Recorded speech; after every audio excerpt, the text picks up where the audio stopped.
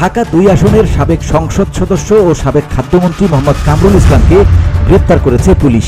সোমবার রাত 10:30টার দিকে রাজধানীর উত্তরা 12 নম্বর সেক্টর থেকে তাকে গ্রেপ্তার করা হয়। ঢাকা মহানগর গোয়েন্দা পুলিশের অতিরিক্ত কমিশনার রেজাউল করিম মল্লিক এ তথ্য নিশ্চিত করেছেন। তিনি বলেন, আজ রাতে উত্তরা থেকে তাকে গ্রেপ্তার করা হয়। তার বিরুদ্ধে হত্যাসহ অনেকগুলো মামলা আছে। গ্রেপ্তারের পর কামরুল ইসলামকে মিন্টো রোডের ডিবি কার্যালয়ে নেওয়া হয়েছে। গত 5 আগস্ট শেখ হাসিনা সরকারের পতনের পর থেকেই অনেক আওয়ামী লীগ নেতার মতো আত্মগোপনে ছিলেন কামরুল ইসলাম। 2014 সালের 13 জানুয়ারি থেকে 2019 সালের 6 জানুয়ারি পর্যন্ত খাদ্যমন্ত্রী হিসেবে দায়িত্ব পালন করেছেন কামরুল ইসলাম। এর আগে তিনি 2008 থেকে 2014 পর্যন্ত বাংলাদেশ সরকারের আইন, বিচার ও সংসদ বিষয়ক মন্ত্রণালয়ের প্রতিমন্ত্রী ছিলেন।